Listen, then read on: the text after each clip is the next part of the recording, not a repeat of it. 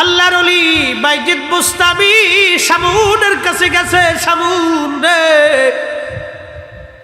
40টা বছর ধরে আগুনের পূজা করলি, শামুন মরার সময় তোকে কালেমার দাওয়াত দিচ্ছি, একটা বার কালেমা পড়ে যারে শামুন। কালেমা পড়ার সঙ্গে সঙ্গে আগের যত কুফরি গুনাহ আছে সব আল্লাহ মাফ করে দিবে। শামুন ডাক দে বলল, বাইজিদ কালেমা যে পড়বো, তোমার ধর্ম সত্য তার প্রমাণ দাও। বাইজিদ রে, তোর ধর্ম সত্য, ইসলাম সত্য, কালেমা সত্য, আল্লাহ আছে তার প্রমাণ কি দিবি আমাকে? আল্লাহ যে আছে তার প্রমাণটা তুমি সাবমিট করো, তারপরে আমি দেখব। বলে তাহলে এক কাজ কর শামুন, তুমি তো 40 বছর আগুনের পূজা করছো, আমি তো একটা দিনেও আগুনের সামনে মাথা নত করি নাই, তাহলে তুমিও আগুনের ভিতরে হাত দাও, আমিও আগুনের ভিতরে হাত দিই, যার হাত আগুনে পুড়বে তার ধর্ম মিথ্যা। শামুনকে আচ্ছা ঠিক আছে দাও। শামুনের চিন্তা, আমি যদি আগে হাত দিই তো আমার হাত পুড়ে যাবে। বাইজিদ বলবে শামুন তোর ধর্ম মিথ্যা। শামুন চিন্তা করলো বাইজিদ হাত দিলেও আগুনে পুড়ে যাবে। শামুন জানে না আল্লাহর ওলিদের দৌড় আল্লাহর আরশ পর্যন্ত। কথা বলেন ঠিক কিনা? বাইজিদ বুস্তামি ডাক দে বলে, শামুন হ্যাঁ আমি আগে হাত দিব, বুঝছি তো তুমি চালাকি করতে চাও। বিসমিল্লাহির রহমানির রহিম বলে বাইজিদ আগুনের মধ্যে হাত ঢুকাই দিল। আগুন জ্বলে রে, হাত জ্বলে না। বাইজিদ বুস্তামি কার পক্ষে? জোরে বলেন কার পক্ষে? পক্ষ ছিল আল্লাহর গোলামি আমার নবীর। কি কথা কন না কা? নবীর গোলামি করার জন্য কুল কায়নাত কুল মাখলুক তার গোলাম হয়ে গেল। আগুনে হাত দেয়, আগুনে তার শরীর পুড়ে না।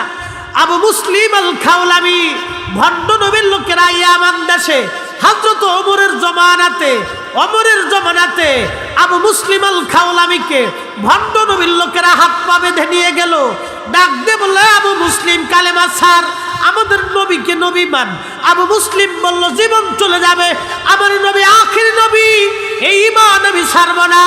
ওরা বলল তোর নবী আখিরি নবী, তার প্রমাণ কি?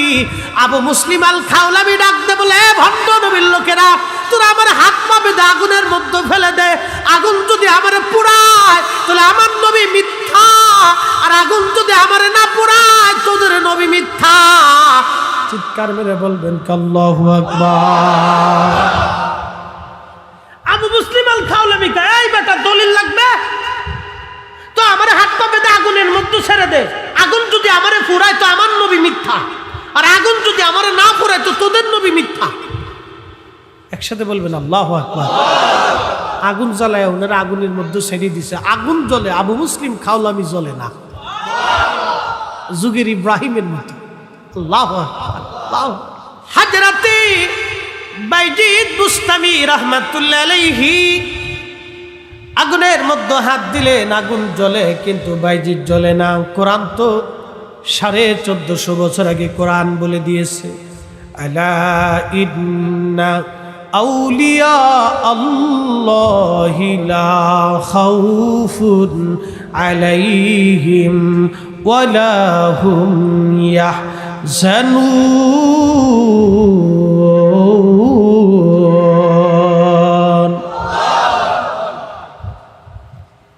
1450 বছর আগে কোরআন বলে দিল, আমার ওলি যারা তাদের ভয় নাই, চিন্তার কারণ নাই।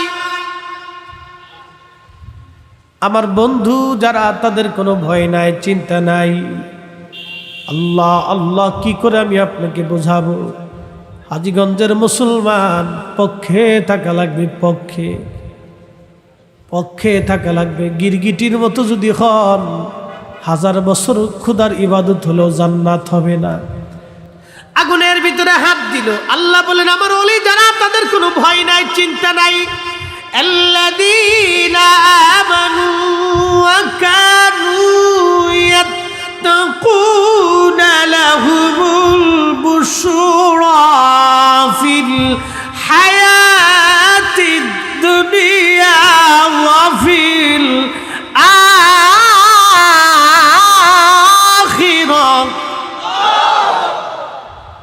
কোরআনের উপরে কোনো দলিল আছে? বাইজিদ বুস্তামি হাত ধরে রাখছে, আগুন জ্বলে, হাত পুড়ে না। না যেমনি করতেছেন মানে আপনারা মাঝে মধ্যে দিছেন। একসাথে বলেন সুবহানাল্লাহ। আগুনের ধর্ম কি? পুরাইয়া জ্বালাইয়া পুরাইয়া সারখার করে মিসমার করে দেয়, ছাই করে নাই করে দেয়। তার কাজই এটা। আল্লাহ তারে এই দায়িত্ব দিয়ে দুনিয়াতে সৃষ্টি করে পাঠাই দিচ্ছে যে তুই আগুনের কাজ হচ্ছে এটা তো জ্বালাইয়া পুরাইয়া সারখার করে একবারে মিসমার করে দিবি, ধোঁয়ার সাথে উড়াই দিবি। আগুনের কাজই এটা। আল্লাহ ওকে সৃষ্টি করছে এই কাজের জন্য, ও কাজ এটাই করে। কিন্তু বাইজিদ বুস্তামি হাত দিল, আগুনে কাজ করলো না। এর অর্থই হচ্ছে আল্লাহর বন্ধু ছাড়া সমগ্র সৃষ্টিগুলি আল্লাহর বন্ধুদের গোলাম হয়ে যায়।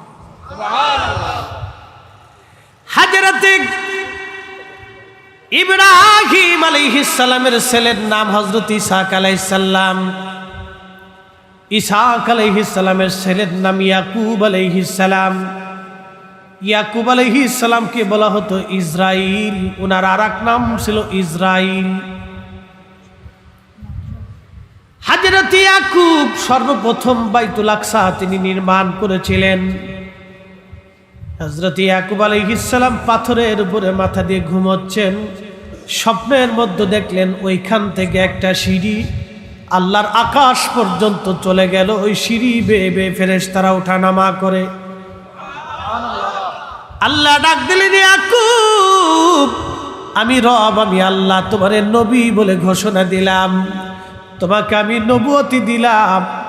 ওই পাথরখানা হযরত ইয়াকুব আলাইহিস সালাম ওই পাথরের উপরে তেল ঢেলে, ইয়াকুব আলাইহিস সালাম ওই পাথরের উপরে তেল ঢেলে চিহ্নিত করে রেখে দিয়ে বললেন, রব আমি যদি আবার এই জমিনে ফিরে আসি তাহলে এইখানে আমি মসজিদ বানাবো, বাইতুল্লাহ বানাবো। সেই মসজিদের নাম বাইতুল আকসা।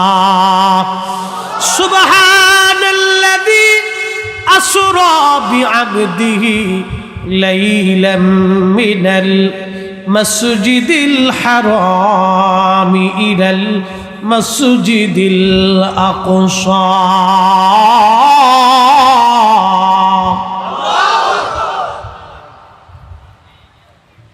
এই সেই মসজিদ বাইতুল আকসা। অ্যাটেনশন, হযরত ইয়াকুব আলাইহিস সালামের আরেক নাম ছিল ইসরাইল। দেখেন সারা পৃথিবীর সমস্ত ইহুদিদেরকে এক জায়গা করিয়া ব্রিটিশরা একটা নাম দিল ইসরাইল। ইসরাইল নামে কোনো দেশ দুনিয়াতে কখনো ছিল না। ইসরাইল একটা বংশের নাম, ইসরাইল একটা বংশের নাম।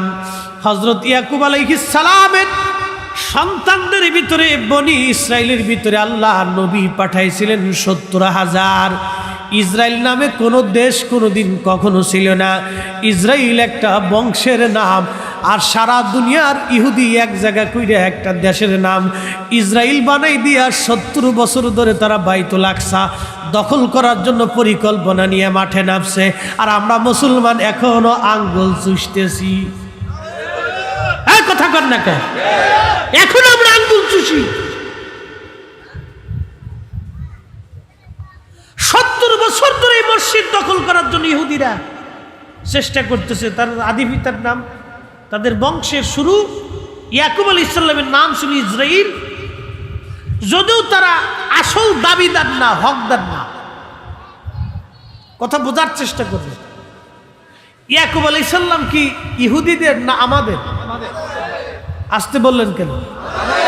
ইয়াকুব আলাইহিস সালাম কি ইহুদিদের না আমাদের? মুসলিম মিল্লাতের বাবার নাম কি? ইব্রাহিম আলাইহিস সালাম। আমাদের মিল্লাতের বাবার নাম কি? ইব্রাহিম আলাইহিস সালামের নাতি হলো ইয়াকুব আলাইহিস সালাম। ইব্রাহিম আলাইহিস সালামের নাতি হচ্ছে ইয়াকুব আলাইহিস সালাম। তো ইয়াকুব আলাইহিস সালাম তো ইহুদিদের না, ইয়াকুব আলাইহিস সালাম আমাদের মুসলমানদের। এই কথা বলেন না কেন? ঠিক কিনা? বাইতুল আকসা আমাদের, বাইতুল আকসা ইহুদিদের না। কিন্তু 70 বছর ধরে তারা পরিকল্পনা করতেছে এটা দখল করবে কেন। 70 বছর ধরে চেষ্টা চলতেছে, 70 বছর। কারণ আমার দেশের কিছু হুজুর আছে খালি স্টেজে উঠিয়ে আসলেই গরম গরম খালিকে বাস করবে। আমার চেয়ে বড় হুজুর কথা আছে, মিলাদুন নবী বেদাত, সুমা খাওয়া বেদাত, মুনাজাত বেদাত, ও বেদাত নিয়ে শিক্ষার হয়ে মরতেছে। এ পৃথিবীতে 2 কোটি আলেম আছে, 2 কোটি আলেম ওয়াজ করতেছে, খুতবা দিতেছে, নসিহত করতেছে, দাওয়াত দিতেছে। মুসলমান বানাইছে কয়জন বলেন? মুসলমান হইছে কয়জন? এত ইউটিউব, মিডিয়া, চ্যানেল, পত্রিকা, লেখা লেখনী, বই, কিতাব। আধুনিক সিচুয়েশনে 2 কোটি আলেম মুসলমান বানাইতে পারেন এই 10,000। খাজা বাবা আজমেরি কি ওয়াজ করলেন সেই দিন? না ফেসবুক, না মিডিয়া, না ইউটিউব, না চ্যানেল, না পত্রিকা, না বই, না বিমান, না এয়ারলাইন্স, না রেল, না টেলিভিশন, কিচ্ছু ছিল না। হেঁটে হেঁটে খাজা বাবা কালেমার দাওয়াত দিলেন। কি জবানের ফুয়ুজুদ ছিল! একার কালেমার দাওয়াতে মুসলমান হয়েছে 1 কোটি। আসতে হলো কেন? জোরে বলেন, আরো জোরে। খাজা বাবা আমাদেরকে একটা ইসলাম দিয়ে গেছে, আর নতুন করে উনি এসে বুকে হাত বেঁধে আমরা দিন শিখেবার চাইতেছে। বাস ওনারা জিজ্ঞেস করেন, আপনার মৌলবীরা কালেমা পড়াইছে কয়জন রে? জিজ্ঞেস করেন। আপনার পূর্বপুরুষ, পূর্ব প্রজন্মের আলেমরা, মৌলবীরা কালেমা পড়াইছে কয়জন রে? এদেশে ইসলাম কি আনছে? এদেশে কালিমাতুত তাওহীদ কে প্রচার করেছে? বাইতুল আকসা কে দখল করেছিল? 200 বছর খ্রিস্টানদের দখলে ছিল বাইতুল আকসা। 100 বছর বাইতুল আকসাতে কোনো আজান হয় নাই। কে বাইতুল আকসা মুসলমানদেরকে আবার ফিরিয়ে দিয়েছিল? তিনি সুলতান গাজী সালামউদ্দিন আইয়ুবী।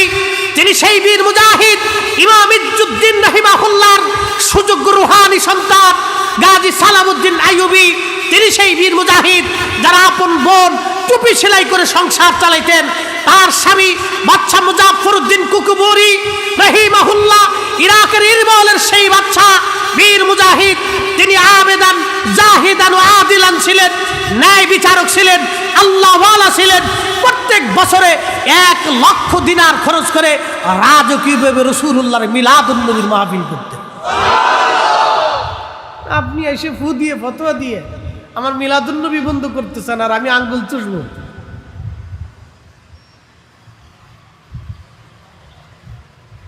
বিরাট বড় হুজুর সেজে গেছে। তারাবির নামাজ 20 রাকাত 8 রাকাত বানায় 12 রাকাত চুরি করে ফেলছে। ঠিক আসতে কইলেন, আমি কি মিথ্যা কথা বলছি? কয় রাকাত বানাইছে? চুরি হয়েছে কয় রাকাত? ইসলাম কি চুরি করার জন্য, কমানোর জন্য? খলিফাতুল মুসলিমিন ওমর যা দিছে এটাই থাকবে, এর নিচে 1 রাকাত কমাইলে আল্লাহর কসম করে বলি মক্কার ইমাম হলেও মানব না।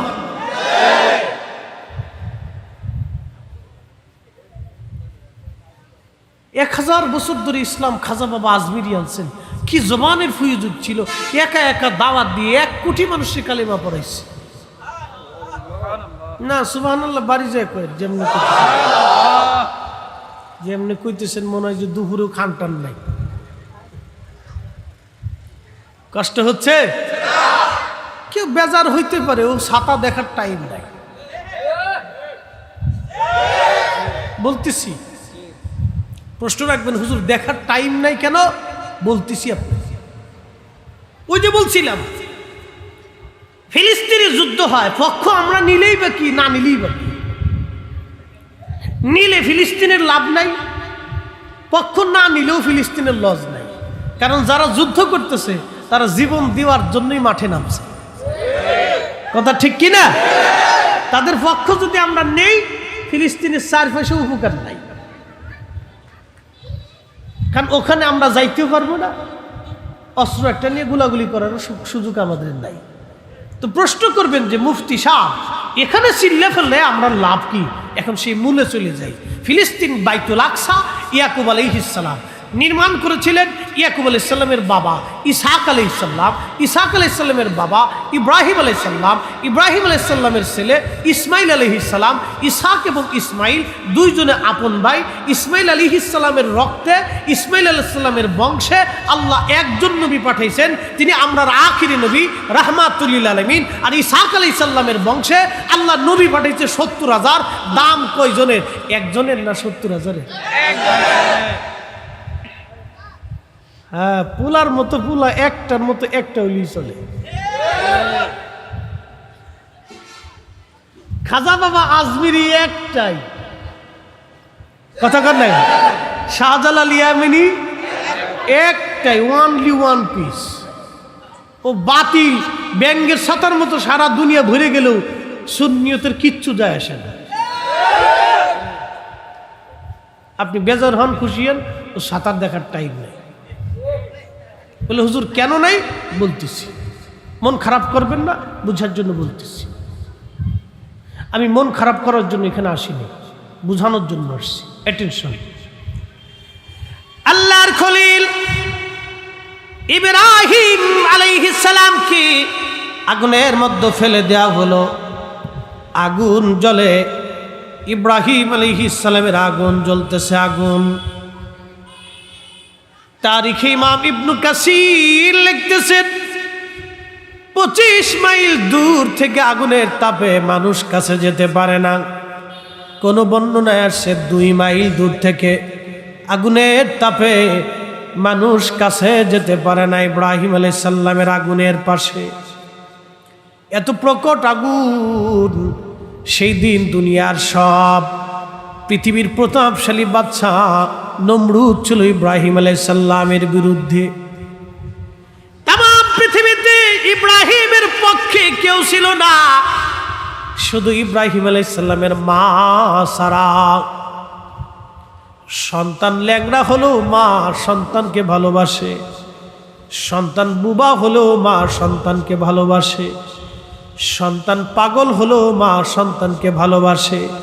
সবাই পাগল ছেড়ে দেয়, কিন্তু মা পাগল ছাড়ে না, কারণ মার কলিজার টুকরা সন্তান। কথা বলেন ঠিক কিনা?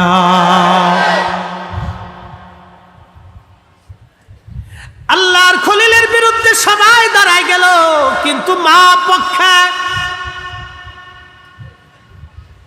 সারা দুনিয়া ইব্রাহিমের বিরুদ্ধে, আমার মালিক আমার মাওলা ইব্রাহিমের পক্ষে। আরো জোরে, আরো জোরে। সারা পৃথিবী ইসরায়েলের পক্ষে, কিন্তু ফিলিস্তিনি মুসলমানদের পক্ষে কে? যদি পক্ষে না থাকতো 70 বছর ধরে ওরা টিকে থাকতে পারতো না। কথা কর, 70 বছর ধরে টিকে আছে পাথরের মতো শক্ত হয়ে। মা মরতেছে, ভাই মরতেছে, বাপ মরতেছে, নিজের হাত চলে যাচ্ছে, পা চলে যাচ্ছে, চোখ চলে যাচ্ছে, তারপরেও দাজ্জালের সৈন্যদের বিরুদ্ধে ওরা জিহাদ করে যাচ্ছে। আর আমার দেশের মাথা মোটা কিছু গুলি আছে, অস্ত্র নেই শস্ত্র নেই, গুলি করতে গেছে গা। ওরে হারামজাদা, তোর জন্মের ভিতরে দোষ আছে।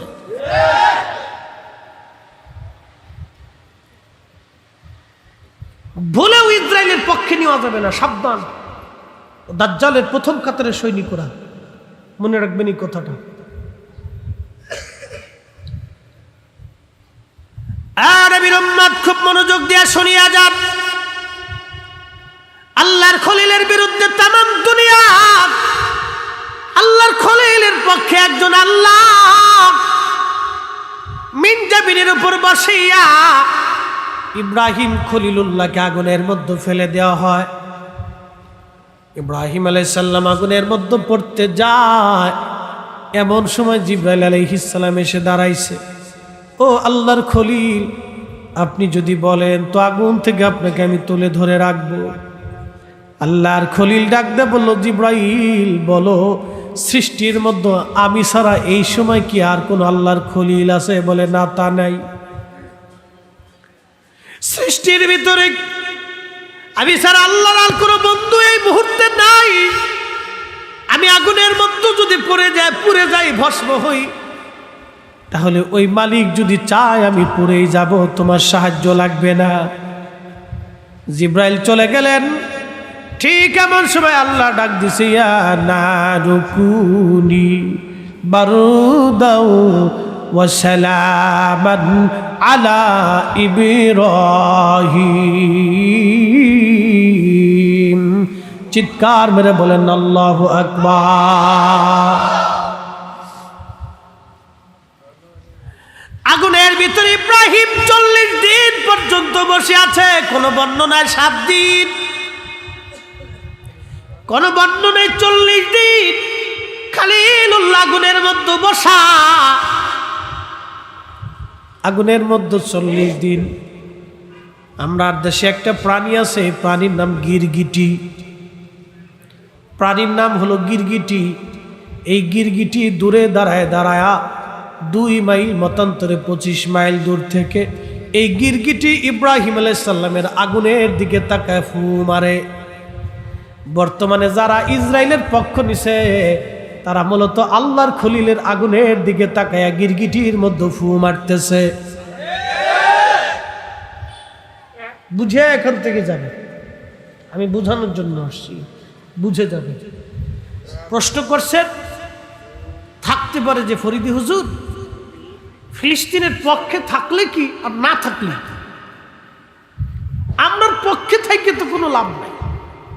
আপনার এই মিছিল, আমাদের এই মিটিং, আমাদের হই হুল্লা, আমাদের এই চিল্লা ফাল্লা, এটা তো ইসরায়েলের কিছু যায় আসে না। কেন রাশিয়ারও মানতেছে না, চীনেরও মানে না, সৌদি আরবের মানে না, ওই আমেরিকা ছাড়া আর কাউকে বুঝে না। ওই এক চাপা বোমা মেরে যাচ্ছে, হাজার হাজার ফিলিস্তিনি মরতেছে, হসপিটালের উপর বোমা মারছে। পৃথিবীর কত বড় অমানবিকতা আপনি চিন্তা করতে পারছেন? নিকৃষ্ট অমানবিকতা, হসপিটালের উপর বোমা মারা। তো এমন বোমা মারছে যে পুরা হসপিটালটা নিশ্চিহ্ন হয়ে গেছে। ডাক্তার, নার্স সহ, শিশু, বাচ্চা কাচ্চা, রোগী, বৃদ্ধ, মহিলা, বাচ্চা সহ 500 মানুষ জায়গার উপরে শেষ হয়ে গেল। আহা, পৃথিবী মানবতা আজকে কোথা? যেই আমেরিকারা বলে মানবতা মানবতা বলে চিল্লা ফাল্লা করে, আজকে তারা ফিলিস্তিনের ব্যাপারে মানবতাহীন। ইউক্রেনের জন্য তাদের মানবতা উতলাই গেল, ফিলিস্তিনি নিরীহ মানুষের জন্য তাদের মানবতা নাই। তার মানে বোঝা গেল ওরাও দাজ্জালের প্রথম কাতারের সৈনিক। কথা বলেন ঠিক কিনা? প্রশ্ন রাখতে পারেন যে হুজুর পক্ষে থাকলে কি আর না থাকলে কি? বুঝাচ্ছি আপনাকে। গিরগিটি ফু মারছে, ফু দিলে আগুন জ্বলে না? ফু দিলে আগুন জ্বলে, বাড়ে। তো গিরগিটি দূর থেকে দাঁড়া ফু দিচ্ছে। আচ্ছা, গিরগিটি এত দূরে একটা প্রাণী, এটার ফুয়ে 2 মাইল দূরে তোর যেত না, আগুন জ্বলতো না, নিভতো না। গিরগিটি দূর থেকে ফু দেয়। আল্লাহ ডাক দিছে, গিরগিটি ফু দিস কিনা রে? আল্লাহ তো সবই জানে। তারপরে জিজ্ঞেস করলো, গিরগিটি রে, কেন তুই আমার খলিলের আগুনের দিকে তাকায় ফু দাও? গিরগিটি ডাক দেখ, আল্লাহ ফু দিতেছি জন্য যাতে বেশি করে আগুন জ্বলে। মস্তিষ্কে ঢুকাইয়া দেয়, ঢুকাইয়া ঢুকাইয়া গিরগিটি বলতেছে, আল্লাহ ফু দিছি আগুন যাতে বেশি করে জ্বলে। আল্লাহ নবী ডাকতে বলে, সাহাবীরা রে, সহিহুল বুখারীতে, সহিহ মুসলিমে, সিহাসিত্তার ভিতরে নবীজি বলেছে, সাহাবীরা, উম্মতেরা, যতদিন পর্যন্ত তোমরা বেঁচে থাকবে, এই গিরগিটি তোমরা যদি পাও, এই গিরগিটিরে তোমরা লাঠি সালাম দিয়ে পিটায় পিটায় মারবা। কারণ এটা আল্লাহর খলিলের দুশ্মন। যে আল্লাহর খলিলের দুশ্মন সে মূলত আমাদের দুশ্মন, সে আল্লাহর দুশ্মন। কথা বলেন ঠিক কিনা? এত প্রাণী আল্লাহ মারতে হুকুম প্রদান করলেন না, কিন্তু একটা প্রাণী মারতে বললেন, দেখলেই মারতে হবে। সাপ আপনারা দেখলে কামড় দিবে, বাঘে আপনারা পাইলে ধরে বসবে। কত প্রাণী আছে ক্ষতি করে মানুষে। দেখলে নবী মারতে বলেন, কিন্তু একটা প্রাণী ও মানুষের ক্ষতিও করে না, আপনার ধানও নষ্ট করে না, আপনার বেড়াও কাটে না, আপনার বিছানাও নষ্ট করে না, ও আপনার কিচ্ছু ক্ষতি করে না। গিরগিটি আপনার কিচ্ছু ক্ষতি করে না, কিন্তু দেখলেই মারতে হবে। একসাথে বলবেন আল্লাহু আকবার। অপরাধ কয়টা? একটা অপরাধ করছে, একটা ভুল। কি? আল্লাহর খলিলের বিরুদ্ধে, আল্লাহর খলিলের আগুন জ্বালানোর জন্য সে ফু দিছিল। ফু দিছে একটা গিরগিটি, কিন্তু শাস্তি হবে গোষ্ঠী শুদ্ধে। ঠিক আসতে করলেন কে? জোরে কর। ফু দিছে কয় গিরগিটি? শাস্তি কয়টার? কিয়ামত পর্যন্ত যত গিরগিটি জন্ম নিবে ওর বংশে, ওর রক্তে, সব পিটাই মারতে হবে। একসাথে বলবেন আল্লাহু আকবার। হ্যাঁ, বুঝে যাবেন, পক্ষ বিপক্ষ বুঝে যাবেন। এটার নাম পক্ষ বিপক্ষ। পক্ষ বিপক্ষ, পক্ষ বিপক্ষ, এটা বুঝে তারপরে কবরে যাবে, তাহলে বিপদ আছে। হাজীগঞ্জের মুসলমান গিরগিটি পাইলেই মারা লাগবে, কারণ গিরগিটি আল্লাহর খলিলের দুশমন। এবার আপনাকে বলি, আমার নবীর সাথে যারা দুশ্মনী করে, আমার রসুলের শানকে যারা ছোট করে দেখে, আল্লাহর কসম করে বলি ও বাপ হলেও মানা যাবে না। হ্যাঁ, যারা বলেন ঠিক কিনা? ও বাপ হলেও মানা যাবে, মা হলেও মানা যাবে, কখনোই না। মানলেই গিরগিটি। মানলে কি? যেরকম মানলে কি? গিরগিটি। মানা যাবে না, মানলেই বিপদ। সোজা বাক্য, বাকি ঝুঁকি নেই। এখন কি করবেন না করবেন সেটা আপনার ইচ্ছা। হাজীগঞ্জের মুসলমান ব্যাং চিনেননি? হাতে যখন মুতে পেশাব করে, পেশাবের সময় কি ফায়ার সার্ভিসের মতো পানি বের হয়? এই সামান্য একটু চিরিত চিরিত করে পেশাব মারতেছে 2 মাইল দূর থেকে, কোনো বর্ণনায় 25 মাইল, আগুন জ্বলতেছে। পেশাব করুক, আল্লাহ সবই জানে। পেশাব করিস কেড়ে দেয়, বলে আল্লাহ পেশাব করতেছি, ইব্রাহিম আলাইহিস সালামের আগুন নিভাই। বলে তোর পেশাবে কি আগুন নিভবে? আমিও জানি আমার পেশাবে আগুন নিভত না। আমরা বাঙালিরা ফিলিস্তিনিদের পক্ষে, আমাদের মিছিলে ফিলিস্তিনের উপকার হবে না, কিন্তু আমরা ইমাম মাহাদির পক্ষে। হ্যাঁ, আসতে কইলেন কে? জোরে কর। আমরা ইমাম মাহাদির, ইমাম মাহাদির। আমার স্লোগানে রাসূল কারীমের ইজ্জত বাড়ে না, বনু হাশিমের ইজ্জত বাড়ে না, আহলে বাইতে রাসূলের ইজ্জত বাড়ে না, কিন্তু আমরা সুন্নিরা রাসূলুল্লাহর পক্ষে থাকলে পক্ষে, না থাকলে পক্ষে। আমরা নারায়ে রিসালাতের পক্ষে, স্লোগানের পক্ষে। আমরা স্লোগান দিলে নবীর শান বাড়ে না, কিন্তু আমরা পক্ষে। কথা কোন ঠিক কিনা? পক্ষে থাকবেন না বিপক্ষে যাবেন, ওটা আপনার ইচ্ছা। পক্ষ বিপক্ষ বুঝাই দিয়ে যায়, পক্ষ বিপক্ষ বুঝে তারপরে বাড়ি যাবে। বেঙে ডাক দেখে আল্লাহ, আমি জানি আমার পেশাবে আগুন নিভত না, তো পেশাব করো কেন? আল্লাহ সব জানে, তারপর আল্লাহ জিজ্ঞেস করে কিলে পেশাব করো? বলে রাব, কঠিন মেহশরের মাঠ, কোটি মাখলুকের ভিড়ে তুমি যখন আমাকে ডাক দিয়ে বলবো ব্যাং, আমার খলিলকে আগুনের মধ্যে ফালানোর পরে তোমাদের ভূমিকা কি ছিল বলো? সেই দিন আমি ব্যাং বলবো, রব, আমি আমার সামান্য পেশাব ছেড়ে দিয়ে আল্লাহর খলিলের আগুন নিভানোর জন্য চেষ্টা করেছিলাম।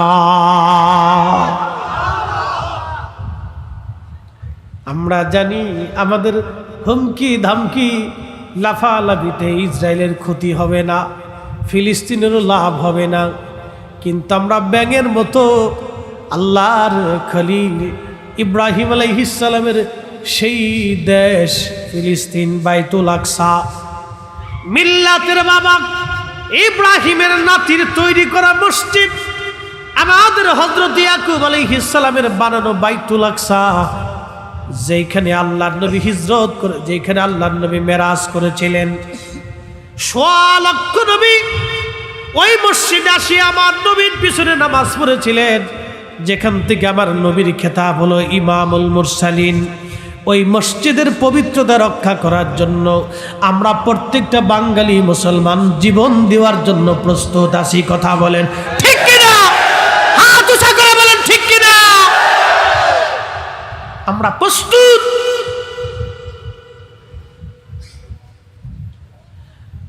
বাবা মুসলমান, খুবই মনোযোগ দিয়ে শুনিয়া যান। হাজীগঞ্জবাসী, পক্ষ বিপক্ষ তো বুঝছেন।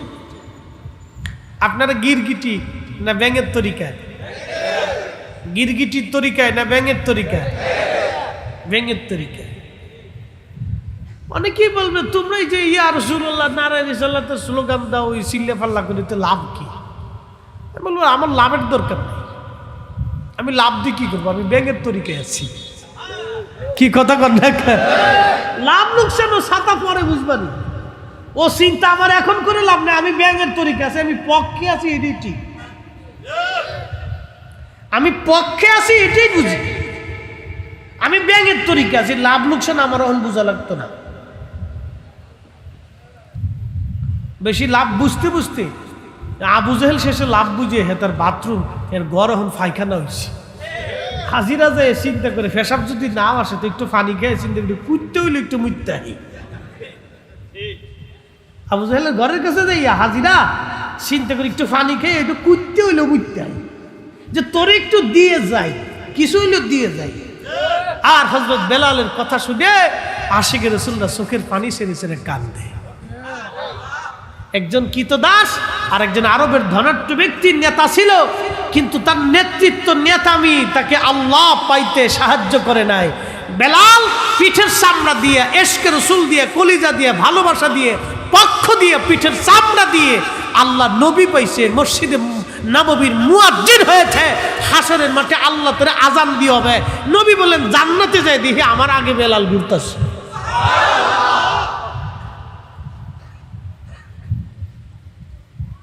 এই সম্মান আল্লাহ তাদেরকে দিছে। পক্ষে না বিপক্ষে? জোরে বলেন পক্ষে না আওয়াজ তুলে বলেন পক্ষে। ব্যাঙের তরিকা কি কথা ঠিক কিনা? কিসের তরিকা? ব্যাঙের তরিকা।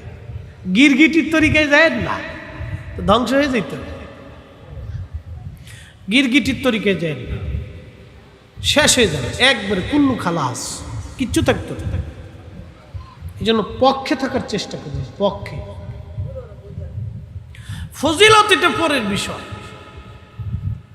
ও খালি কবে বেদাত নবীর জমানায় ছিল না, এই একটা কথা। আচ্ছা, আপনারা তো মসজিদের পাশে বইছেন, পাশে মসজিদ, এই মসজিদ নিয়ে কয়টা বেদাত এখন বর্তমানে রানিং আছে আপনাদেরকে বুঝাই। এই যে আল্লাহর ঘর, জোরে বলেন কার ঘর? ঠিক আছে, আল্লাহর ঘর। ঘরটা আল্লাহর, এই ঘরের সাথে নেসবত আল্লাহ, যার কারণে আপনার ঘর আর এই ঘর অনেক তফাৎ।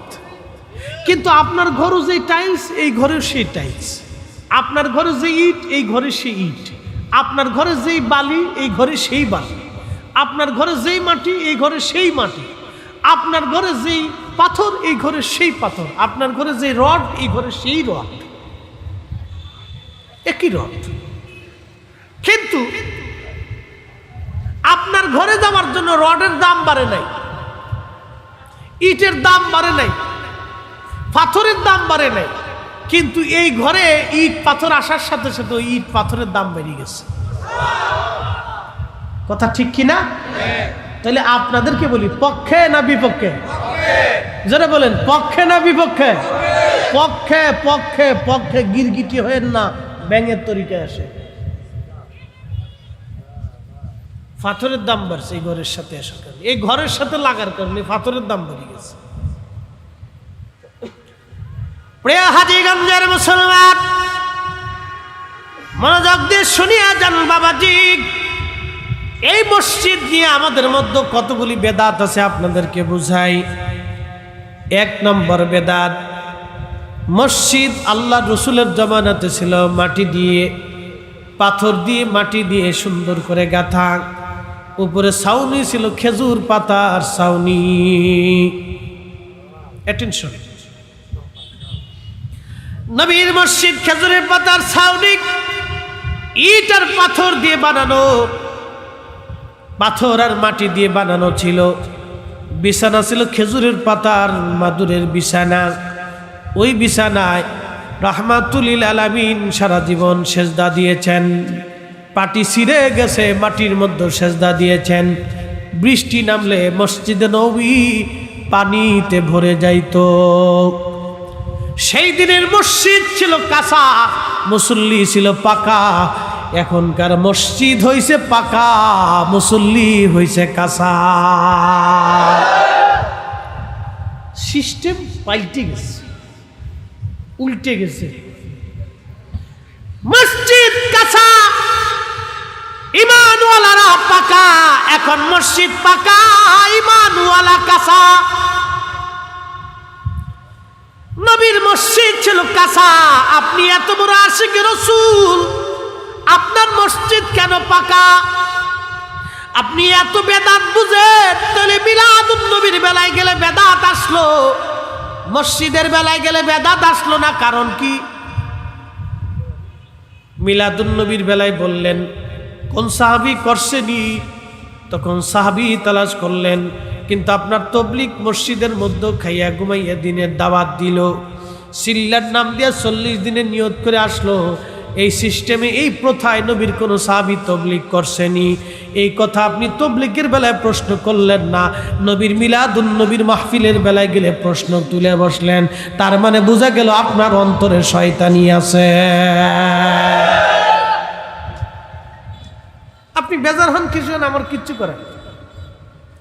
তাহলে আসেন, আপনি আমাকে দলিল দিবেন যে কোন সাহাবী কবে, কোন সাহাবী কবে 40 দিনের নিয়ত করে মসজিদে থাইকে দাওয়াত দিছে, আমাকে দেখান। কোন সাহাবী কবে ইল্লাল্লাহ জিকির করিয়ে, জিকির করতে করতে বাস ভাই উপরে উঠে গেছে? কথা কর না কেন? আপনি আমার দেখান। আমি হারাম বেদাত আপনার দুর্নাম করার জন্য এখানে আসি, আমি বুঝানোর জন্য আসছি যে আমার রাসূলুল্লাহর মিলাদুন নবীর মাহফিলের বেলায় গেলে আপনি নাক ছিটকিয়ে বেদাতের ফতোয়া দিয়ে যুদ্ধ বাধাই দিতেছে। আপনি ওই বেলায় গেলে তখন বেদাতের ফতোয়া দেন না, এক মুখে দুই নীতি। এটা তো আমেরিকার দালালি। আমেরিকা ইউক্রেনের বেলায় গেলে মানবতা, ফিলিস্তিনের বেলায় আসলে সন্ত্রাস। কারণটা কি? এটা তো আমেরিকার সিস্টেম, এটা তো মুসলমানের সিস্টেম না। মনে কিছু নিয়েন না, বুঝার জন্য বলতেছে, কারণ দুর্নাম করার জন্য এখানে আসে। আপনি যদি আমার ক্ষেত্রে সাহাবীর দলিল চান, তো আপনার ক্ষেত্রে আমি সাহাবীর দলিল চাব। মসজিদ কাঁচা, এখন মসজিদ পাকা। রাসূল করিম যদি বলতেন সাহাবীরা, রোম সাম্রাজ্যের বিরাট বড় প্রাসাদ আছে, রোম রাজাদের, পার্সিয়ান রাজাদের বিরাট বড় প্রাসাদ আছে, এই বড় বড় ইহুদি খ্রিস্টান নাসারাদের রাজা বাদশাদের বড় বড় প্রাসাদ আছে। তো তোমরা আমার মসজিদ, আমার তো প্রাসাদে ঘুমাই না, তো তোমরা আমার মসজিদে নববীটা প্রাসাদ বানাই দাও। সাহাবীরা কলিজা কাইটে দিয়ে হলো, জীবন কুরবানি করে হলো, পৃথিবীর দামি পাথর এনে হলো আল্লাহর নবীর মসজিদ পাকা করে বানাই দিতেন। কথা কোন ঠিক কিনা? রাসূল করিম সারা জীবনে কাঁচা মসজিদে নামাজ পড়লেন, আপনি পাকাটাই পড়লেন। কারণটা কি? এই বেলায় বেদাত খুঁজলেন না। এবার আসে, 30 বছর আগে দেশে মাইক ছিল না এত। 50 বছর আগে মাইক পাওয়াটা খুব দুষ্কর ছিল। মসজিদ ছিল কাঁচা, টিনের ঘর, ফাটখড়ির বেড়া, অধিক ছিল সোনের ঘর, খড়পাতার বেড়া। কোন রকম মানুষ এইগুলি গাইতে গাইতে দিয়ে নামাজ পড়ত। প্রশ্ন করে জবাব দিবেন, মুয়াজ্জিন যে আজান দিছে মসজিদের ভিতরে দাঁড়াইয়া না বাইরে দাঁড়াইয়া? বেলাল রাদিয়াল্লাহু আনহু আজান দিতেন কোন জায়গা? সুনান আবু দাউদের 519 নম্বর হাদিস। বেলাল রাদিয়াল্লাহু আনহু মসজিদে নববীর পাশে বনু নাজ্জার গোত্রের এক মহিলার ছাদ ছিল, মহিলা সাহাবীর ঘরের ছাদ ছিল, ছাদ। ওই ছাদের উপরে দাঁড়াইয়া বেলাল আজান দিতেন। প্রত্যেক দিন বেলাল ওই ছাদের উপরে দাঁড়ায় আজান দিতেন। তো মসজিদের বাহিরে দাঁড়িয়ে বেলাল আজান দিলেন, আপনার মুয়াজ্জিন মসজিদের ভিতরে দাঁড়ায় আজান দিল। বেলাল আজান দিলেন বাইরে, সাহাবীরা আজান দিলেন বাইরে, খুলাফায়ে রাশিদিন আজান দিল বাইরে, আইম্মায়ে মুজতাহিদিন আজান দিল বাইরে, যুগে যুগে মুসলমানরা আজান দিল বাইরে, 1400 বছর ধরে মুসলমান আজান দিল বাইরে। মাইক পাইয়া আপনি ঢুকে গেলেন ভিতরে। আপনি এই বেদাত চোখে দেখেন না, খালি মিলাদুন্নবীর বেলা আসলে চুলকানি শুরু হয়ে যায়। তার মানে বোঝা গেল রসুলের সাথে আপনার দুশ্মনী আছে, আপনি মানলেও আছে না মানলেও আছে। আপনি হয় প্রত্যক্ষ করেন না হয় পরোক্ষ করেন। গিরগিটি হয়েন না, ব্যাঙের তরিকায় এসে গিরগিটি হয়েন না, ব্যাঙের তরিকায় থাকেন। বেদাতের হিসাব কষলে শেষে জুব্বাটাও থাকবেন না, কিন্তু আরো কিছু যাইব না। বেদাতের হিসাব যদি কষি আমরা, তাহলে আরো অনেক কিছু বাদ যাইব। এই জন্য ইমাম বলছে বেদাত মূলত দুই প্রকার, একটা বেদাতে হাসানা, বেদাতে সাইয়্যা। যেটা কোরআন সমর্থন করে, হাদিস সমর্থন করে, ইজমা কিয়াস যেটা সমর্থন করে, এটা হলো বেদাতে হাসানা। আর যেটা কোরআনের বিপরীত, হাদিসের বিপরীত, ইজমায়ে উম্মাতের বিপরীত, আল্লামা ইমাম শাফিঈ, ইমাম নববী, ইমাম সুয়ুতী, ইমাম জালালউদ্দিন সুয়ুতী, ইমাম হাজার আসকালানি, বদরউদ্দিন আইনি, হানাফি, মোল্লা আলী কারি মাক্কি, ইমাম ইজ্জুদ্দিন সহ প্রায় 50 জন বিশ্ববিখ্যাত মুহাদ্দিসদের মতে যেটা কোরআনের বিপরীত, হাদিসের বিপরীত, এটা হলো বেদাতে দলালা, বেদাতে সাইয়্যা। অতএব বেদাত দুই প্রকার। আল্লাহ আমাদেরকে বেদাত বুঝার তৌফিক দান করুন, সকলে বলেন আমিন। ও নবীর উম্মত, বেদাতের কথা বলতে বলতে অনেক দূর চলে আসছি। ইব্রাহিম আলাইহিস সালাতু ওয়াস সালামের পক্ষে ছিল ব্যাং। ব্যাং জানে আমার পেশাবে ইব্রাহিমের আগুন নিভবে না, কিন্তু ব্যাং ইব্রাহিম খলিলুল্লাহর পক্ষে থাকা ব্যাং সেদিন ধন্য হয়ে গেল। আল্লাহর নবীর জমানায় একটা গাধার নাম ছিল তাইফুর। খাইবারের যুদ্ধে গাধাটা নবী বরাদ্দ পেয়েছিলেন গনিমত হিসেবে। এই গাধাটা রাসূল কারীমকে ডাক দিয়ে বলল, ইয়া রাসূলুল্লাহ, আমার পূর্বপুরুষ 60টা গাধা আপনি নবীর খেদমত, 60 জন নবীর খেদমত করে গেছে। ইয়া নবী আল্লাহি, আমি জীবনে কোনোদিন কোনো গাধার সাথে, গাধীর সাথে মিলিত হই নাই, অর্থাৎ আমার কোনো বংশ আর কখনো আসবে না। আমি নিয়ত করেছি কোনো গাধীর সাথে আমি কোনোদিন মিলিত হব না, আমার কোনো পরবর্তী প্রজন্ম বংশ আমি রাখবো না। ইয়া রাসূলুল্লাহ, কারণ হলো আমি আমার বংশের মধ্যে শেষ গাধা, আর আপনিও নবী, শেষ নবী। আপনি নবীর পরে আর কোনো নবী আসবে না। নবী গো, আমার জীবনের অনেক বড় ইচ্ছা, আমি আপনার খেদমত করে যাব। আল্লাহর নবী বলেন, হ্যাঁ, তোমাকে কবুল করে নিলাম। ঠিক ওই সময় গাধাকে নবীজি বললেন, গাধার নাম ছিল তাইফুর। তাইফুরকে ডাক দিয়ে বললেন, তাইফুর রে, তোমার পিঠের মধ্যে বড় বড় দাগ কেন? তোমার পিঠের মধ্যে গোশত নাই, ঘা হয়ে গেছে কেন? গাধা ডাক দিয়ে বলল, হুজুর, আমার মালিক হলো ইহুদি, আমার মালিক হলো ইহুদি। আমি নিয়ত করেছি আপনাকে আমার পিঠের উপরে চড়াইব।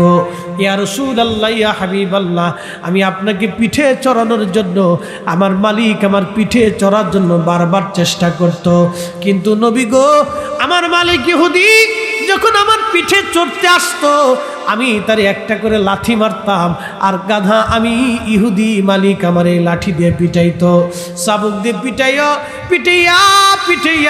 আমার পিঠে ঘা বানায় ফেলছে। ইয়া রাসূলুল্লাহ, আমি আমার মালিকের পিটুনি খাইছি, কিন্তু ইহুদিকে আমি আমার পিঠে চড়তে দেই নাই, কারণ এই পিঠে রাহমাতুল লিল আলামিন চড়বে, সেই পিঠে আমি ইহুদিরে চড়তে দেব না। একবার জোরে বলা যাবে কি মারহাবা? একটা গাধা থেকে শিখে যান। গাধা বলেন, নবী গো, ইহুদি চড়তে আসতো আমার পিঠে, আর আমি একটা করে লাথি মারতাম, তো ওই লাথিতে ইহুদি আমাকে পিটেই আমার পিঠে ঘা বানায় ফেলছে। আমি ওকে চড়তে দিই, কারণ আমার ইচ্ছা আপনাকে আমি আমার পিঠে চড়াবো। যেই পিঠে নবী চড়বে সেই পিঠে ইহুদি চড়তে পারে না। একসাথে বলবেন আল্লাহু আকবার। আহা, একটা প্রাণী রসুলকে এইভাবে ভালোবাসছে, ভালোবাসছে। পক্ষে থাকে, একটা গাধা থেকে বুঝে যান। আল্লাহ এগুলি নিদর্শন দুনিয়াতে রাখছে মানুষকে বুঝানোর জন্য, এই উম্মতকে বুঝানোর জন্য রাখছে। গসলুল মালায়েকা হানজালা, পৃথিবীতে কোনো নবী কোনো রসুলকে আল্লাহ আসমানে নিয়ে গোসল করেন নাই। কোন নবী কোন রসুলকে আল্লাহ আসমানে নিয়ে কখনো গোসল করেন নাই। গসলুল মালায়েকা হানজালা, একজন মানুষ মাত্র। কি আছে তার বলেন তো? একটা মানুষের আছে কি? এটা যত ভালোই খাক, সকালবেলা বাথরুম করলে গন্ধ আসে। কি আছে মানুষের? কিচ্ছু নেই। যত ভালো মন্দই খান, রানী দ্বিতীয় এলিজাবেথ 70 বছর রানীগিরি করছে। এর খাবার ছিল পৃথিবীর সবচেয়ে দামি খাবার এবং বিশুদ্ধ খাবার, ফরমালিন মুক্ত খাবার। তার পানিটাও চেক করে দেওয়া হতো। এত দামি দামি সুন্দর নিয়মতান্ত্রিক খাবার খাওয়ার পরেও রানী দ্বিতীয় এলিজাবেথের সৌন্দর্য আর কোনোদিন ফিরে আসে নাই, যৌবন ফিরে আসে নাই। তো মানুষের আছে কি?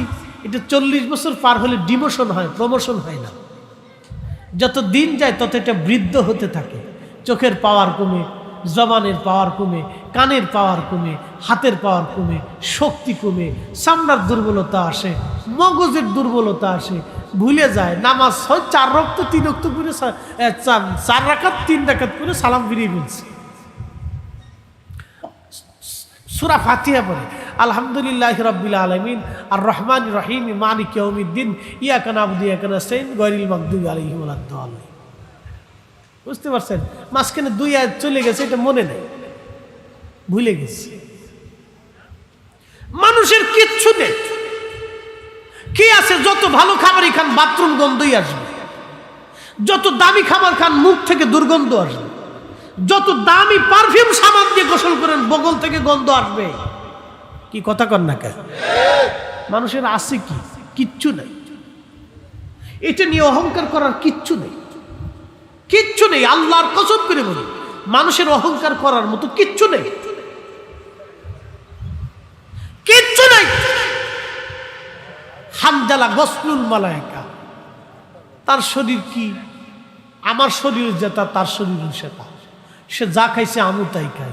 তারও পেশাবে দুর্গন্ধ, আমার পেশাবে দুর্গন্ধ। তারও বাথরুমে দুর্গন্ধ, আমার বাথরুমে দুর্গন্ধ। তার বগলে দুর্গন্ধ ছিল, আমার বগলে দুর্গন্ধ। কিন্তু আল্লাহ তাকে হাউজে কাউসারের পানি দিয়ে গোসল করাইলো ফেরেশতা দিয়ে। কারণটা কি? কারণটা কি? এটা বুঝে যাবেন। আগে বলছি ব্যাঙের মতো পক্ষে থাকতে হবে, পক্ষে। কথা বলেন ঠিক কিনা? পক্ষে থাকতে হবে, পক্ষে। তার বাথরুম যে গন্ধ, আমার বাথরুমে কি গন্ধ? তো তাকে আসমানে নিয়ে গোসল করাইল। কারণটা কি? একটা মাত্র কারণ, সে গোসল ছাড়ে নাই, তখনও নাপাক। শরঈ মাসালা হচ্ছে গোসল ফরজ হলে আপনাকে গোসল করতে হবে। সে আল্লাহর আইনকে উপেক্ষা করিয়া রাসূল করিমের মুহাব্বত কলিজার ভিতরে নিয়ে একটাই বাক্য, বেঁচে থেকে লাভ কি? নবী নাই, নবী নেই তো বেঁচে থেকে লাভ কি? গসলুল মালায়েকা হযরত হানজালা রাদিয়াল্লাহু আনহু দৌড়াই উহুদে চলে এসে যুদ্ধ করতে করতে করতে করতে শহীদ হয়ে গেছে। আল্লাহর কাছে এতই ভালো লাগলো, একসাথে বলবেন আল্লাহু আকবার। না হয় না, আরো জোরে, আরো জোরে। আল্লাহর কাছে এতই ভালো লাগলো, যা না কোরআনে আল্লাহ বর্ণিত করলেন, না কোরআনের আইন দিয়ে আল্লাহ সাহাবীদেরকে বুঝাইলেন, না রাসূল কারীম কোনোদিন কোনো এই ব্যাপারে ফজিলত বর্ণনা করলেন। রাসূল তো বলতে পারতেন সাহাবীরা রে, আমার মুহাব্বতে জীবন দিয়ে দিলে তোমরা রে হাউজে কাউসারের পানি দিয়ে আল্লাহ গোসল করাইবো। আল্লাহ তো কোরআনের আয়াত দিয়ে নাজিল করে জানাইতে পারতেন, আমার নবীর মুহাব্বতে উহুদের ময়দানে কোনো যুদ্ধে শহীদ হয়ে গেলে আমি তারে আসমানে নিয়ে হাউজে কাউসারের পানি দিয়ে ফেরেশতা দিয়ে গোসল করাবো। এই কথা তো আল্লাহ কোরআনে বলেন নাই, রাসূল কারীম কোন হাদিসে বলেন নাই। কিন্তু তারপরেও রাসূলের সাহাবী বিনা দলিলে, বিনা বাক্যে, বিনা কথায় নবীর পক্ষে থেকে যুদ্ধের ময়দানে শহীদ হয়ে গেল। আল্লাহর কাছে এই দৃশ্যটা এতই মজা লাগলো, এতই ভালো লাগলো যে আল্লাহ তাকে আসমানে নিয়া হাউজে কাউসারের পানি দেওয়াইয়া জান্নাতের পানি দেওয়াইয়া গোসল করাইয়া পবিত্র বানাইয়া আল্লাহ তারে দুনিয়াতে পাঠাইছে। এই জন্য আপনাদেরকে বলি রাসূল কারীমের পক্ষে থাকার জন্য নসিব লাগে। কি লাগে? কি লাগে? নসিব লাগে। নসিব লাগে পক্ষে থাকার জন্য, পক্ষে থাকার জন্য নসিব লাগে, নসিব লাগে। বলেন পক্ষে না বিপক্ষে? যেটা বলেন পক্ষে না বিপক্ষে? পক্ষে থেকে। আমার চেহারা দেখে না, কোনো ফিসাব ভালো না লাগে না লাগুক, কোনো সংগঠন ভালো লাগে না না লাগুক, কোনো বক্তা ভালো লাগে না না লাগুক, কোনো ফিসাব ভালো লাগে না না লাগুক, রসুল তো ভালো লাগে। কি কথা ঠিক কিনা? নবী তো ভালো লাগে।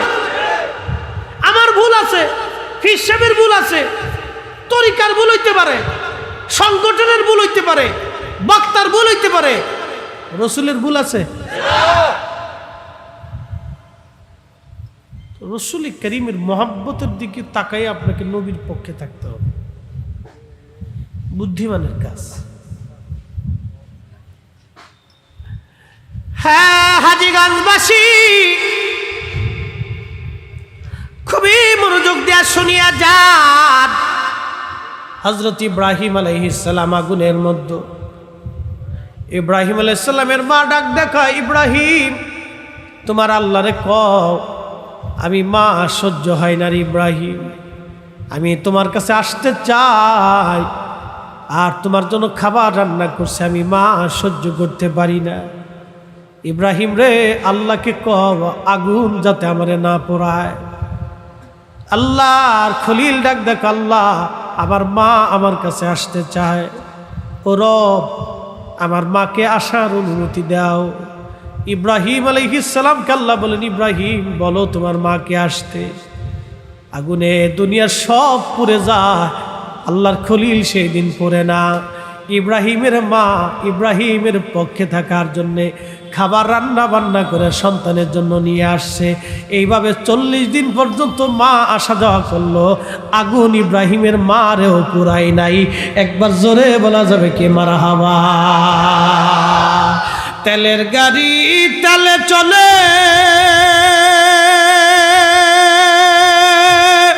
হাওয়ার গাড়ি হাওয়ায় চলে, বিনা তেলে চালায় গাড়ি নবী সুলাইমান। আমরা সেই মুসলমান, আমরা সেই মুসলমান। সালাতুন ইয়া রাসূল আলাইকুম সালামুন ইয়া সালাতুন ইয়া রাসূলুল্লাহ।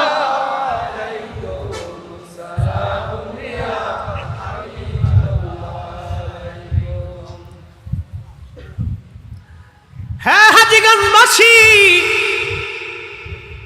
ইব্রাহিম আগুনের মধ্যে, কিন্তু আগুন ইব্রাহিম রে পুরাই না। বাইজিদ বুস্তামির বাড়ির পাশে আগুনের পূজারী ছিল, 40 বছর ধরে আগুনের পূজা করছে। আমাদের এদেশে যেমন আগে পাথরের পূজা, গাছের পূজা, সূর্যের পূজা, মাছের পূজা, পুকুরের পূজা, বিভিন্ন পূজা আর্চনা ছিল। ইরানিরা আগে আগুনের পূজা করত, তারা আগুনের পূজক ছিল। এই সামুদ ছিল হযরত বাইজিদ বুস্তামি। বুস্তামটা ইরানের একটা শহর, একটা নগর। এই বুস্তামের পাশেই উনার এক প্রতিবেশী ছিল আগুনের পূজারী। 40টা বছর ধরে আগুনের পূজা করছে। তো সে মুমূর্ষু, মৃত্যুসজ্জা। আল্লাহর ওলি বলতেছেন, জীবনের শেষ সময় আমি একটু তার কাছে কালেমার দাওয়াতটা দিয়ে আসি। একসাথে বলবেন না আল্লাহু আকবার। তারা দাওয়াত দিছে কোন জায়গায়, আমরা দাওয়াত দিই কোন জায়গায়? তাদের দাওয়াতের ধরনটা বুঝি। খালি চিল্লে ফেললা, সুন্নিরা যেটা করবে এটাই বেদাত, আর ওনরা করলে এটাই দাঁত। এই একটা বড় ইমোশনাল প্রবলেম, এটি এক ধরনের ইমোশনাল সমস্যা। আমরা করলে বেদাত হয়ে যায়, আর ওনরা করলে জায়েজ হয়ে যায়। এটি ইমোশনাল প্রবলেম, এই মস্তিষ্কের সমস্যা। এটা এক ধরনের একবারে বিরাট বড়, কি বলে আপনার মহামারীর চাইতে মারাত্মক খারাপ জিনিস এটা। আল্লাহর ওলি বাইজিদ বুস্তামি শামুনের কাছে গেছে। শামুন রে, 40টা বছর ধরে আগুনের পূজা করলি, শামুন মরার সময় তোকে কালেমার দাওয়াত দিচ্ছি, একটা বার কালেমা পড়ে যারে শামুন। কালেমা পড়ার সঙ্গে সঙ্গে আগের যত কুফরি গুনাহ আছে সব আল্লাহ মাফ করে দিবে। শামুন ডাক দে বলল, বাইজিদ কালেমা যে পড়বো, তোমার ধর্ম সত্য তার প্রমাণ দাও। বাইজিদ রে, তোর ধর্ম সত্য, ইসলাম সত্য, কালেমা সত্য, আল্লাহ আছে তার প্রমাণ কি দিবি আমাকে? আল্লাহ যে আছে তার প্রমাণটা তুমি সাবমিট করো, তারপরে আমি দেখব।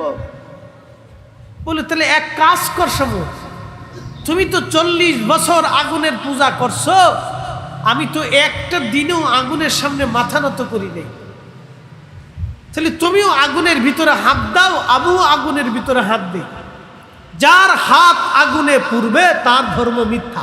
শামুনকে আচ্ছা ঠিক আছে দাও।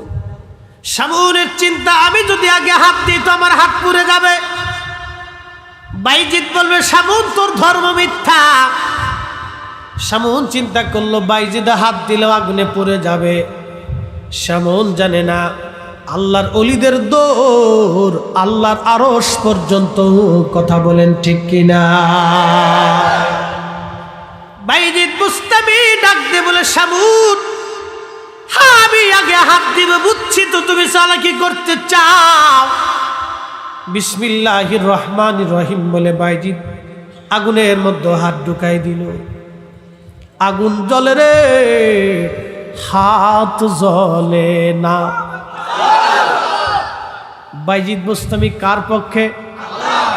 জোরে বলেন কার পক্ষে? পক্ষ ছিল আল্লাহর গোলামি আমার নবীর। কি কথা কন না কা? নবীর গোলামি করার জন্য কুল কায়নাত কুল মাখলুক তার গোলাম হয়ে গেল। আগুনে হাত দেয়, আগুনে তার শরীর পুড়ে না। আবু মুসলিম আল খাওলামি ভণ্ড নবীর লোকেরা ইয়ামান দেশে হযরত ওমরের জমানাতে আবু মুসলিম আল খাওলামিকে ভণ্ড নবীর লোকেরা হাত পা বেঁধে নিয়ে গেল। ডাক দিয়ে বলল, আবু মুসলিম কালেমা ছাড়, আমাদের নবীকে নবী মান। আবু মুসলিম বলল, জীবন চলে যাবে, আমার নবী আখির নবী, এই ঈমান আমি ছাড়ব না। ওরা বলল, তোর নবী আখিরি নবী, তার প্রমাণ কি? আবু মুসলিম আল খাওলামি ডাক দে বলে, ভণ্ড নবীর লোকেরা তোরা আমার হাত পা বেঁধে আগুনের মধ্যে ফেলে দে। আগুন যদি আমার পোড়ায় তাহলে আমার নবী মিথ্যা, আর আগুন যদি আমার না পোড়ায় তোদের নবী মিথ্যা। চিৎকার মেরে বলবেন আল্লাহু আকবার। আবু মুসলিম আল খাওলামি কয়, এই বেটা দলিল লাগবে তো আমার হাত পা বেঁধে আগুনের মধ্যে ছেড়ে দে। আগুন যদি আমারে পোড়ায় তো আমার নবী মিথ্যা, আর আগুন যদি আমারে না পোড়ায় তো তোদের নবী মিথ্যা। একসাথে বলবেন আল্লাহু আকবার। আগুন জ্বালায় ওনারা আগুনের মধ্যে ছেড়ে দিছে। আগুন জ্বলে, আবু মুসলিম খাওলামি জ্বলে না, যুগের ইব্রাহিমের মতো। আল্লাহু আকবার। হযরতে বাইজিদ বুস্তামি রাহমাতুল্লাহ আলাইহি আগুনের মধ্যে হাত দিলেন, আগুন জ্বলে, কিন্তু বাইজিদ জ্বলে না। কোরআন তো 1450 বছর আগে কোরআন বলে দিয়েছে, আলা ইন্না আউলিয়া আল্লাহি লা খাউফুন আলাইহিম ওয়ালা হুম ইয়াহজানুন।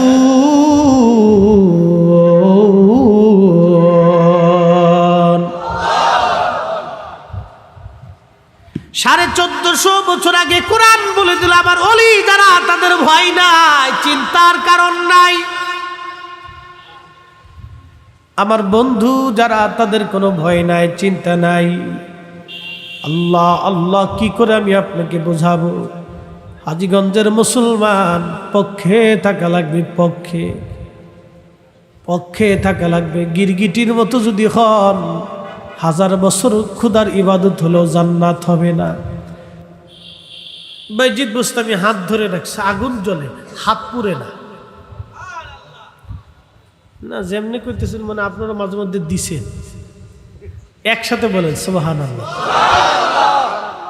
আগুনের ধর্ম কি? পুরাইয়া, জ্বালাইয়া, পুরাইয়া, সারখার করে মিসমার করে দেয়, ছাই করে নাই করে দেয়। তার কাজই এটা। আল্লাহ তারে এই দায়িত্ব দিয়ে দুনিয়াতে সৃষ্টি করে পাঠাই দিচ্ছে যে তুই আগুনের কাজ হচ্ছে এটা জ্বালাইয়া, পুরাইয়া, সারখার করে একবারে মিসমার করে দে, ধোঁয়ার সাথে উড়াই দিবে। আগুনের কাজই এটা। আল্লাহ ওকে সৃষ্টি করছে এই কাজের জন্য, ও কাজ এটাই করে। কিন্তু বাইজিদ বুস্তামি হাত দিল, আগুনে কাজ করলো না। এর অর্থই হচ্ছে আল্লাহর বন্ধু ছাড়া সমগ্র সৃষ্টিগুলি আল্লাহর বন্ধুদের গোলাম হয়ে যায়। সাহাবায়ে কেরাম যুদ্ধ করতে গেছে আফ্রিকাতে। আফ্রিকান বাহিনী বলতেছে ওদের সাথে যুদ্ধের দরকার কি, জঙ্গলের পাশটা ওদের দিয়ে দিই, রাত্রিবেলা বাঘ ভাল্লুক সাপ বিচ্ছু এসে ওদেরকে ধরে নিয়ে চলে যাবে, আমাদের আর সকালবেলা যুদ্ধ করার দরকার হবে না। ওরা খুব চালাকি করে। মুসলিম সেনাপ্রধান তিনি বুঝতে পারছেন আফ্রিকান বাহিনী আমাদের সাথে খুব চালাকি করতেছে। বললেন তাড়াতাড়ি করে একটা টাওয়ার বানাও, গাছ কাটিয়ে কাঠ বানাইয়া বাঁশ ফাইরিয়া সুন্দর করে বড় করে একটা টাওয়ার বানাইছে। টাওয়ারের উপরে দাঁড়িয়ে আফ্রিকার, এই আমার দিকে তাকান, মুসলিম সেনাপ্রধান রাসূলুল্লাহ সাহাবী ভাষণ দিচ্ছেন তলোয়ার হাতে নিয়ে। এই আফ্রিকার জঙ্গলের অধিবাসীরা, আমি রাসূল কারীমের সাহাবী, এই জমিনে আমরা আসছি দ্বীন প্রতিষ্ঠিত করার জন্যে, কালিমাতুত তাওহীদের প্রকাশ প্রচারের জন্যে। আমাদের বরাদ্দ জঙ্গলের পাশে হয়েছে। আমি রাসূলুল্লাহ সাহাবী বলতেছি, সকাল হওয়ার আগে জঙ্গল ছেড়ে পরিষ্কার করে জঙ্গল ফাঁকা করে দিবে। যদি জঙ্গল ফাঁকা না করা, সকালবেলা আমি তলোয়ারের মাধ্যমে তোমাদের ফয়সালা করব। আরো জোরে। বাঘে মানুষের ভাষা বুঝে? জোরে কর। কুত্তায় মানুষের ভাষা বুঝে? শিয়ালে মানুষের ভাষা বুঝে? ভাল্লুকে মানুষের ভাষা বুঝে? সাপে মানুষের ভাষা বুঝে? তো রাসূলুল্লাহ সাহাবী আরবি ভাষায় ধমক দিলেন, বাঘের কলিজাতে যিনি পৌঁছাইলেন তিনি আল্লাহ। কি কথা কন না কেন? আমি ভাষণ দিলে বাঘের কলিজায় পৌঁছায় না, আপনি দিলে কুত্তার কলিজায় পৌঁছায় না, আরেকজনে দিলে সাপের কলিজায় পৌঁছায় না। রাসূলুল্লাহ সাহাবী টাওয়ারের উপর দাঁড়াইয়া তলোয়ার হাতে নিয়ে সমগ্র জঙ্গলবাসীদেরকে ধমক দিয়ে দিলেন, বাঘের কাতারে বাঘ, সাপের কাতারে সাপ, সিংহের কাতারে সিংহ, বাঘের গরুর কাতারে গরু, যার যার স্থানে সেই সেই বাচ্চা কাচ্চা, ডিম আন্ডা বাচ্চা টোল টুপলা নিয়ে রাতের মধ্যেই জঙ্গল ফাঁকা করে পরিষ্কার করে।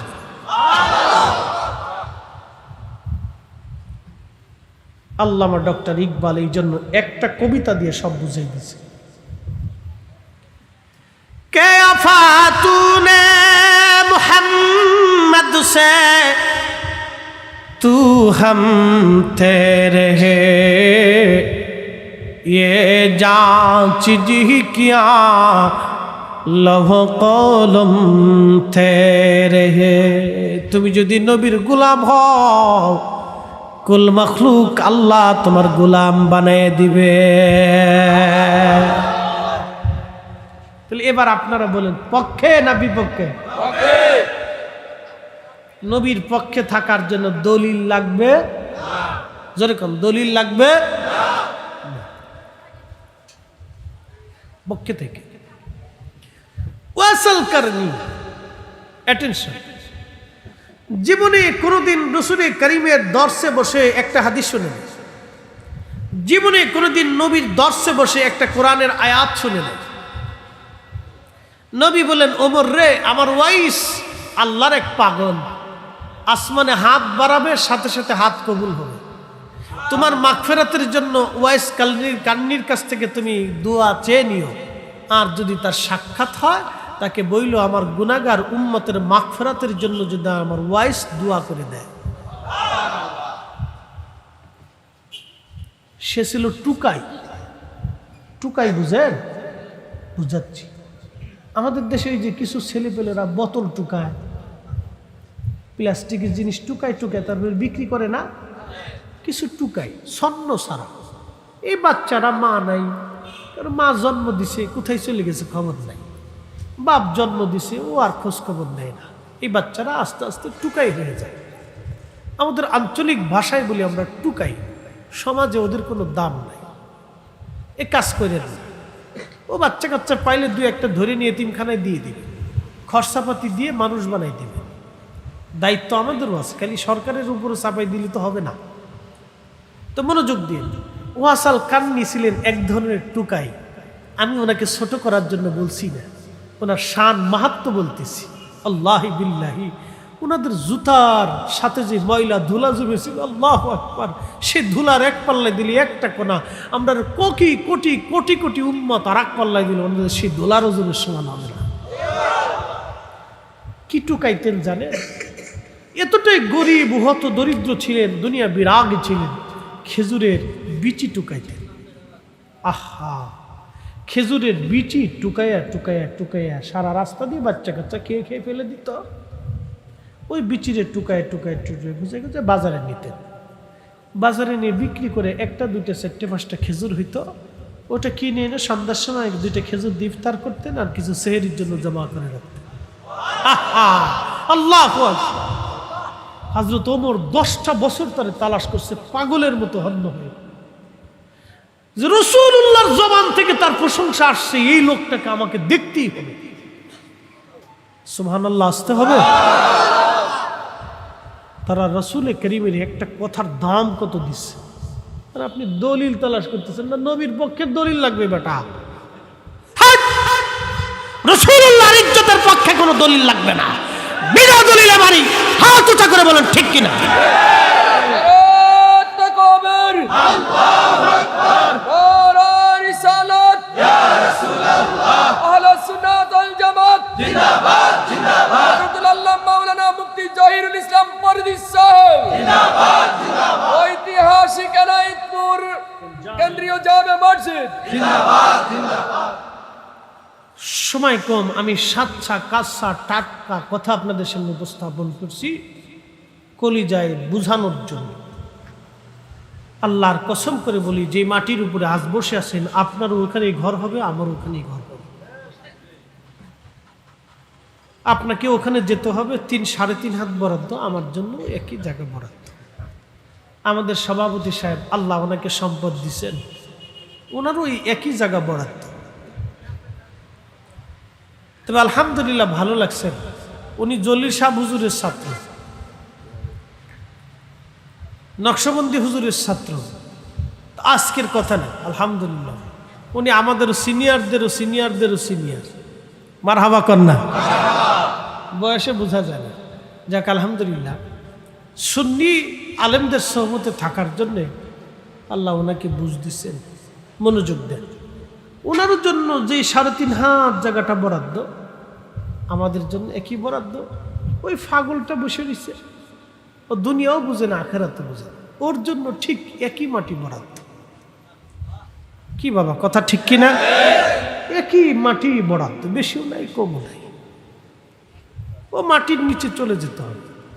ও পাগল মরে গেলে ওরে মাটি দিয়ে সব রেখে চলে আসবে, আর কেউ স্মরণ করবে না। আপনার আমাকে হয়তো 2-4-10-6 মাস 1 বছর 2 বছর স্মরণ করবে, এরপরে কালের বিবর্তনে ভুলে যাবে। কিন্তু একজন আপনাকে স্মরণ করবে, only one person। আবার বলি, only one person, একজন আপনাকে স্মরণ করবে, যিনি আল্লাহর আরশে আল্লাহর সামনে সিজদায় পড়ে ডাক দেবে, ইয়া রাব হাবলি উম্মতি, আল্লাহ আমার উম্মত গুনাহ করে ফেলছে, আল্লাহ আমার উম্মত গুনাহ করে ফেলছে, আল্লাহ আমার উম্মত অপরাধ করেছে, আল্লাহ আমার উম্মত ভুল করে ফেলছে। একজন, only one person। গোলামি করলে ওই নবীর গোলামি করে যেতে হবে, পক্ষ নিলে নবীর পক্ষ নিতে হবে, দল করলে নবীর দল করতে হবে, জীবন দিলে নবীর জন্য দিতে হবে। কথা বলেন ঠিক না বেটে? যদি বুঝে যান ওয়াজ আমার শেষ, পক্ষ থাকবেন ব্যাঙের তরিকায়।